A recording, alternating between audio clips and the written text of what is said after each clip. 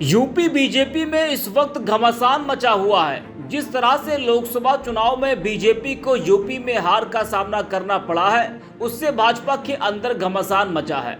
आपस में बीजेपी नेता एक दूसरे पर गंभीर आरोप लगा रहे हैं। पश्चिम यूपी में मुजफ्फरनगर से बीजेपी प्रत्याशी रहे संजीव बालियान को जिस तरह से हार का सामना करना पड़ा, उसको लेकर उन्होंने संगीत सोम पर बड़ा आरोप लगाया कि उन्होंने सपा प्रत्याशी को चुनाव लड़वाया था।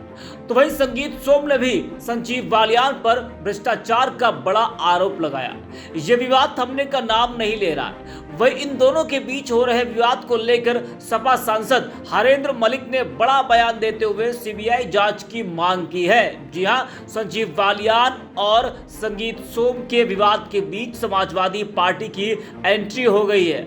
आपको बता दें कि संजीव बालियान और संगीत सोम के बीच सियासी जंग को खत्म कराने के लिए दिल्ली और लखनऊ के नेता भी कुछ बोल नहीं पा रहे हैं। वही इन दोनों के विवाद में समाजवादी पार्टी की एंट्री हुई है। मुजफ्फरनगर लोकसभा सीट से सपा के नवनिर्वाचित सांसद हरेंद्र मलिक ने दोनों के विवाद में सीबीआई जांच की बात कही है। सपा सांसद ने कहा कि दोनों नेताओं के बीच चल रहे विवाद की सीबीआई से जांच करवानी चाहिए। इस जांच में दूध का दूध और पानी का पानी साफ हो जाएगा। हरेंद्र मलिक ने कहा कि यह दुर्भाग्यपूर्ण बात है कि दोनों नेताओं की सड़क पर बात नहीं होनी चाहिए। हरेंद्र मलिक ने कहा कि जहां तक पत्र की बात है, किसने बांटे हैं, किसने साइन किए हैं, इसकी सीबीआई जांच हो जाए। हमें तो ऐसा लग रहा है कि संजीव बालियान पर गलत आरोप है। क्या कुछ कहा है हरेंद्र मलिक ने, वो भी आप सुनिए।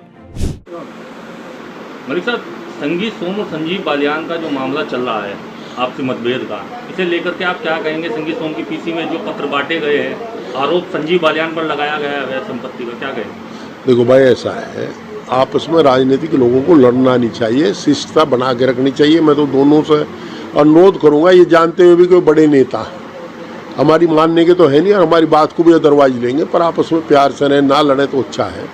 और जहाँ तक पत्र की बात है, कैसा कौन सा पत्र है भाई, बताओ पहले, मुझे पता नहीं ज़्यादा जानता। संगीत सोम की पीसी थी 2 दिन पहले। उस पीसी के अंदर कुछ लोगों ने लेटर बांटे थे मीडिया को। उसमें लिखा गया था कि ऑस्ट्रेलिया के अंदर किसी व्यक्ति ने, संजीव नाम के व्यक्ति ने संजीव बालियान को अवैध रूप से वहाँ पर संपत्ति दिलाई है। मुजफ्फरनगर में कई जगह संपत्ति दिलाई है। उसी के बारे में वो लेटर बांटे थे। वो झूठी आरोप झूठे थे जी। अच्छा, और भाई आरोप जैसे भी हो, चिट्ठी तो है वहाँ, उसमें शिकायत भी बाकायदा संगीत सोम द्वारा दी गई है थाने में कि ये मेरे लेटर पैड का दुरुपयोग किया गया है, मेरे द्वारा ये नहीं बढ़ा। देखो ऐसा है, ऐसा ही प्रकरण एक बार मेरे सामने आया था जब मैं चेयरमैन था इंश्योरेंस कमेटी का। तो उसमें हम लोगों ने तो ये कहा था कि यद्यपि माननीय सदस्य ने अपने द्वारा पत्र को अपने द्वारा हस्ताक्षर ना किया जाना बताया, परंतु मामला अत्यंत गंभीर है, आरोप गंभीर है, तो इसकी सीबीसीआईडी जांच करा ली जाए। क्योंकि केंद्र सरकार का मामला, अगर कोई पत्र ऐसा है और भाई हम तो मान लिया संजीव बालियान जी पे झूठे आरोप लगाए और झूठे आरोप लगाए तो उसकी सीबीआई जांच करा दो, पत्र की, दूध का दूध पानी का पानी हो जाएगा।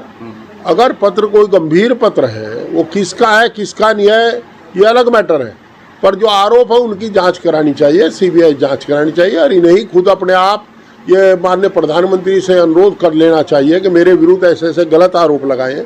यार, राजनीतिक जीवन में, सामाजिक जीवन में आदमी रहे, उस पर फर्जी आरोप लगावे तो अपने आप को जांच के लिए प्रस्तुत कर देना चाहिए। संजीव बालियान जी ने भी अपनी पीसी में संगीत सोम को कहा है कि उसने समाजवादी पार्टी को चुनाव लड़वाया, तो उस बारे में क्या कहेंगे? देखो भाई, मुझे चुनाव लड़वा अखिलेश यादव ने, कांग्रेस ने, समाजवादी पार्टी के साथियों ने, जो मेरे पुराने साथी हैं उन्होंने। तो सुना आपने। बता दें कि पूर्व केंद्रीय मंत्री संजीव बालियान ने पूर्व विधायक संगीत सोम पर आरोप लगाया था कि उन्होंने सपा प्रत्याशी को खुलकर चुनाव लड़वाया। इसके साथ ही संजीव बालियान ने कहा था कि चुनाव हारने में जयचंदू का हाथ है, पार्टी के लोग ही पार्टी के खिलाफ काम कर रहे हैं। वही अपनी हार को लेकर संजीव बालियान ने कहा था कि इस हार की वजह मुस्लिम वोटों का ध्रुवीकरण और हिंदू वोटरों का मतदान कम होना है। वहीं संजीव बालियान के इस बयान पर पलटवार करते हुए संगीत सोम ने कहा था कि उन्हें जो भी बात कहनी है पार्टी के फोरम पर रखें, लेकिन अब इन दोनों के बीच हो रहे विवाद में समाजवादी पार्टी की बड़ी एंट्री हुई है।